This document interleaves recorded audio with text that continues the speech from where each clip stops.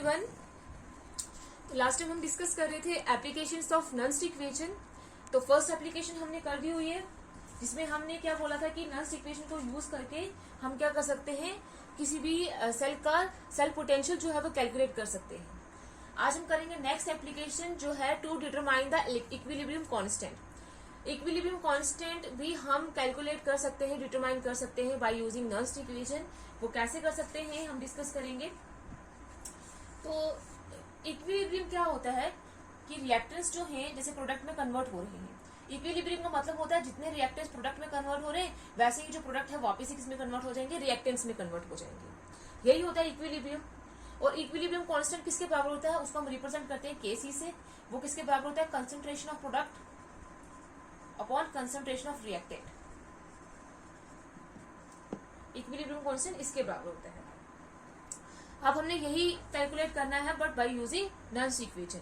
तो नॉन स्टिक इक्वेशन क्या है, E cell is equal to E naught cell minus 2.303 RT upon NF log of concentration of product upon concentration of reactant. ये है हमारे पास नॉन स्टिक इक्वेशन। अगर हम जर्नल लें तो ई सेल यहाँ पे क्या है, सेल का पोटेंशियल, इलेक्ट्रोड पोटेंशियल, ई नॉट क्या है, स्टैंडर्ड इलेक्ट्रोड पोटेंशियल, आर है गैस कांस्टेंट, टी है टेम्परेचर जिसमें ये रिएक्शन कर रहे हैं, और एन जो है वो हमारे पास नंबर ऑफ इलेक्ट्रॉन एक्सचेंज हुए हैं जो दो इलेक्ट्रोड्स के बीच में, एफ फैराडे कांस्टेंट है, और पी क्या है कंसंट्रेशन ऑफ प्रोडक्ट, और आर क्या है कंसंट्रेशन ऑफ रिएक्टेंट। अब जब क्या होगा कि इलेक्ट्रॉन जो है इक्विलिब्रियम में क्या होता है, इलेक्ट्रॉन जो है वो एक क्या करेगा, एनोड से किसकी तरफ जाएगा, कैथोड की तरफ जाएगा। लेकिन इक्विलिब्रियम में क्या होगा, जितने अमाउंट ऑफ इलेक्ट्रॉन जो है वो एनोड से कैथोड में जाएंगे उतने ही कैथोड से एनोड में वापस आएंगे। मतलब एक इक्विलिब्रियम आ जाएगा। इक्विलिब्रियम आ जाएगा तो मतलब अब इलेक्ट्रॉन जितने गए थे उतने वापस आ गए, तो नेट फ्लो इलेक्ट्रॉन का क्या हो जाएगा, जीरो हो जाएगा। अब जब इलेक्ट्रॉन फ्लो ही नहीं हो रहे, करंट फ्लो ही नहीं हो रहा, जिसकी वजह से हम क्या बोलेंगे, जो इलेक्ट्रोड पोटेंशियल होगा सेल का वो क्या हो जाएगा, जीरो हो जाएगा। अब अगर इलेक्ट्रोड पोटेंशियल जीरो हो जाएगा तो इक्विलिब्रियम में ये रिएक्शन किसके बराबर हो जाएगी, इलेक्ट्रोड पोटेंशियल सेल का zero is equal to E naught cell minus 2.303 RT upon NF log of concentration of reactant और कंसंट्रेशन ऑफ जो प्रोडक्ट और कंसंट्रेशन ऑफ रिएक्टेंट किसके बराबर है, केसी के बराबर है, इक्विलिब्रियम कांस्टेंट के बराबर है। तो आ जाएगा ये केसी, उसकी वैल्यू यहाँ से पुट कर देंगे। फिर उसके बाद क्या आएगा, ई सेल इधर ही रहेगा, ई नॉट सेल, ये माइनस का इस तरफ आके क्या हो जाएगा, प्लस का, क्या आ जाएगा 2.303 RT upon NF log of KC. अगर हम टेम्परेचर लें 298 केल्विन और रेट कांस्टेंट जो गैस कांस्टेंट है उसकी वैल्यू पुट करें, फैराडेज कांस्टेंट की वैल्यू पुट करें, तो ई नॉट सेल किसके बराबर आ जाएगा 0.591 अपॉन n लॉग ऑफ केसी। तो हमें निकालना क्या है यहाँ पे, ये इक्विलिब्रियम कांस्टेंट, तो क्या आ जाएगा log of KC is equal to log of KC is equal to n E naught cell, क्योंकि ये अब क्या हो जाएगा, डिवाइड में हो जाएगा 0.591, लेकिन किस टेम्परेचर में, एट 298 केल्विन पे। तो ये है हमारे पास एक्सप्रेशन इक्विलिब्रियम कांस्टेंट करने की, कैलकुलेट करने की। इस एक्सप्रेशन को यूज करके हम इक्विलिब्रियम कांस्टेंट कैलकुलेट कर सकते हैं। नेक्स्ट जो एग्जांपल है वो है गिब्स फ्री एनर्जी चेंज।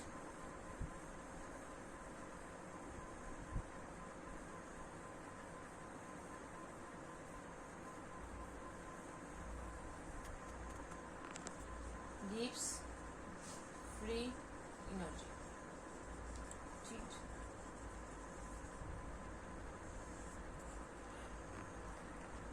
तो इलेक्ट्रोकेमिकल सेल में क्या होता है, हम गिब्स फ्री एनर्जी भी चेंज भी कैलकुलेट कर सकते हैं बाय यूजिंग नॉन स्टिक इक्वेशन।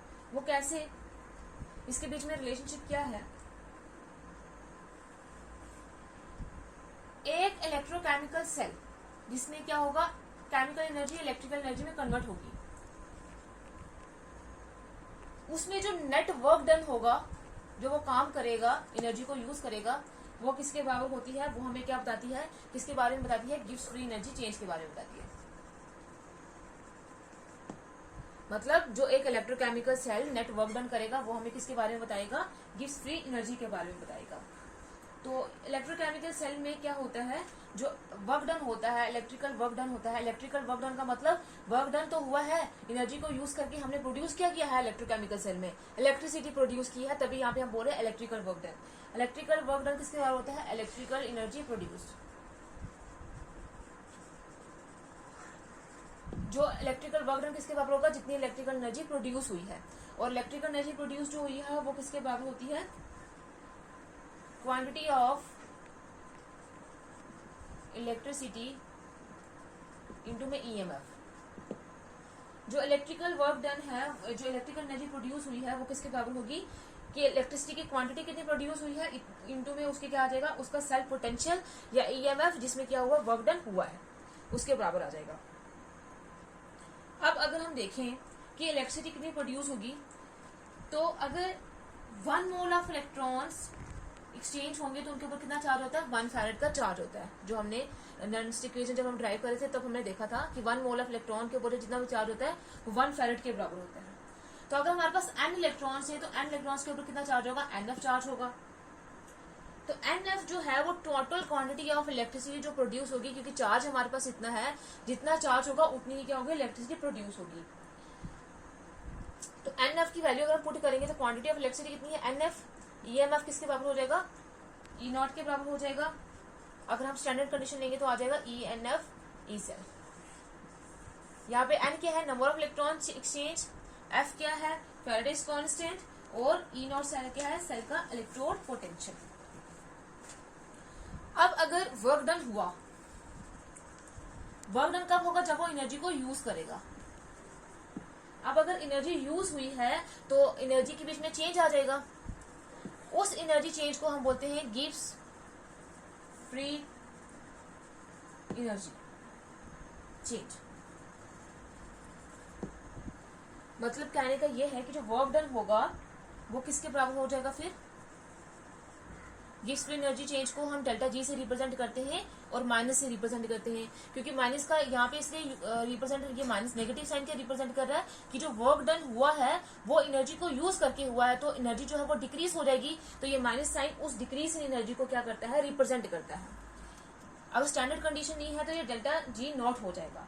अब वर्क डन किसके बराबर है, N F E naught cell के बराबर है, तो माइनस डेल्टा जी नॉट किसके बराबर हो जाएगा, फिर N F E naught cell के बराबर हो जाएगा।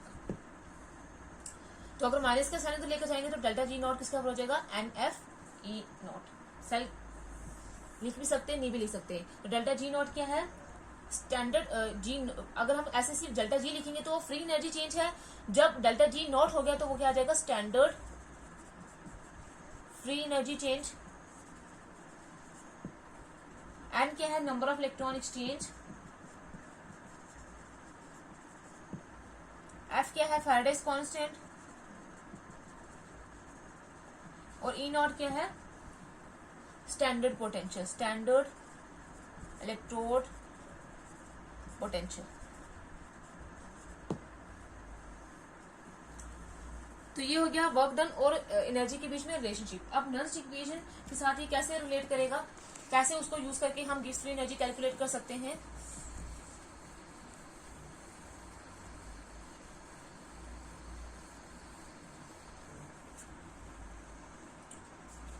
तो हमें पता है कि जो नॉन-स्टिक इक्वेशन क्या है, E cell is equal to E naught cell minus 2.03 RT upon NF log of concentration of product upon concentration of reactant।